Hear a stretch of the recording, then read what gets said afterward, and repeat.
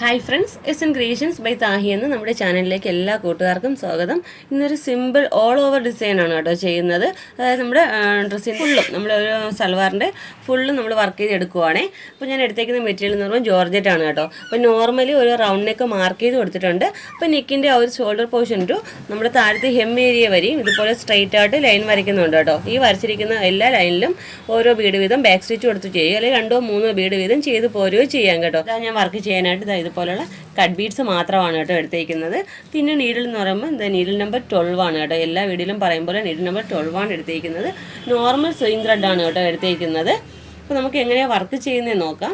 നമ്മുടെ ഈ ലൈനിൻ്റെ ഗ്യാപ്പ് കൊടുത്തേക്കുന്നത് 1 ഇഞ്ചിലാണ് കേട്ടോ. ഓരോ ലൈൻ തമ്മിൽ 1 ഇഞ്ചിൻ്റെ ഗ്യാപ്പാണ് കേട്ടോ കൊടുത്തേക്കുന്നത്. നമുക്കിപ്പോൾ ഫുള്ള് വേണ്ട, ഈ ഒരു വർക്ക് ഫുള്ള് വേണ്ടെങ്കിൽ നമുക്ക് യോക്കിൽ മാത്രമായിട്ടും ഇതുപോലെ എത്ര ലൈനാണോ വേണ്ടത് ഒരു 14 ഇഞ്ച് യോക്കിൽ മാത്രം ചെയ്യാം. അല്ല ഡ്രസ്സ് ഫുള്ളും വേണമെങ്കിൽ നമ്മുടെ ഈ ഷോൾഡർ ടു താഴത്തെ ഹെം ഏരിയ വരെയും ഓരോ ഇഞ്ച് മാർക്ക് ചെയ്ത് നമുക്ക് കട്ട് ബീഡ് വെച്ച് പോരുവാണെങ്കിൽ ചെയ്യുന്നത് വളരെ ഈസി ആയിട്ടുള്ളൊരു വർക്കാണ് കേട്ടോ. നമ്മളിത് ചെയ്യുന്നത് മുൻകൂടാസ് ഇൻസ്പയർഡ് ആണ് കേട്ടോ. അപ്പോൾ നമുക്ക് എങ്ങനെയാണ് വർക്ക് ചെയ്യുന്നത് നോക്കാം. ഫസ്റ്റ് ഈ ഒരു പോർഷനിൽ നിന്നും നമുക്ക് നീഡിൽ എടുക്കുന്നുണ്ട് കേട്ടോ. ഞാൻ പറഞ്ഞല്ലോ, ഓരോ ബീഡ് വീതം ബാക്ക് സ്റ്റിച്ച് ആണെങ്കിൽ അങ്ങനെ ചെയ്യാം, അല്ല 2-3 ബീഡാണെങ്കിൽ അങ്ങനെയും ചെയ്തെടുക്കാം കേട്ടോ. ഈ ഒരു വർക്ക് മാത്രമേ ഇതിൽ വരുന്നുള്ളേ.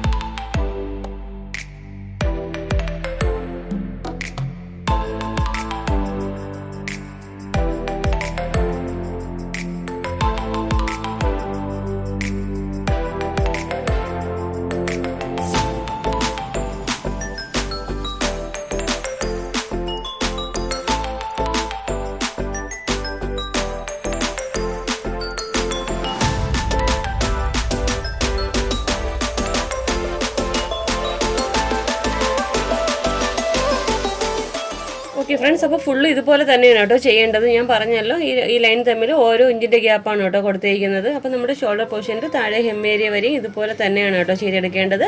പിന്നെ ചെയ്യേണ്ടതെന്ന് വെച്ചാൽ നമ്മൾ ഓരോ സൈഡ് വർക്ക് ചെയ്യുമ്പോഴും ഫ്രെയിം മാറ്റിയാണ് ഇവിടെ ചെയ്ത് പോരേണ്ടത്. നമുക്ക് ഫ്രെയിം വെക്കുന്ന ഭാഗത്ത് കുറച്ച് സ്പേസ് വരും, അവിടെ നമുക്ക് പിന്നീട് ഫ്രെയിം മാറ്റിയതിന് ശേഷം ബീഡ് ഫില്ല് ചെയ്ത് പോരാം കേട്ടോ. അപ്പോൾ ഫൈനൽ ലുക്ക് എങ്ങനെയാണ് നോക്കാവേ. ഓക്കെ ഫ്രണ്ട്സ്, അപ്പോൾ നമ്മുടെ വർക്കിൻ്റെ ഫൈനൽ ലുക്ക് ഇതുപോലെയാണ് കേട്ടോ വരുന്നത്. വളരെ ഈസിയാണ് കേട്ടോ. കട്ട് ബീഡ് മാത്രമേ ഉപയോഗിച്ചിട്ടുള്ളൂ, പ്രത്യേകിച്ച് പാറ്റേൺ ഒന്നുമില്ല. കറക്റ്റായിട്ട് ഓരോ ഇഞ്ച് വീതം ഇതുപോലെ മാർക്ക് ചെയ്ത് കൊടുക്കുക. കറക്റ്റായിട്ട് ആ ഒരു ലൈനിലൂടെ തന്നെ കട്ട് ബീഡ് വെച്ച് പോരുക കേട്ടോ. വളരെ ഈസിയാണ്. എല്ലാവരും ഈ വർക്കൊന്ന് ട്രൈ ചെയ്ത് നോക്കുക. നമ്മുടെ ഇന്നത്തെ വീഡിയോ ഇഷ്ടപ്പെട്ട് യൂസ്ഫുൾ ആണെന്നുണ്ടെങ്കിൽ നമ്മുടെ ചാനൽ ഒന്ന് മറക്കാതെ സബ്സ്ക്രൈബ് ചെയ്യാനും തൊട്ടടുത്തുള്ള ബെല്ലൈക്കൺ ഓൾ എന്ന ഓപ്ഷൻ എനേബിൾ ചെയ്യാനും മറക്കരുത്. വീഡിയോ ഇഷ്ടപ്പെടുകയാണെങ്കിൽ ലൈക്ക് ചെയ്തേക്കണേ. അപ്പോൾ ഇതുപോലെ നല്ലൊരു വീഡിയോയുമായി വീണ്ടും വരും വരെ ബൈ. Thanks for watching.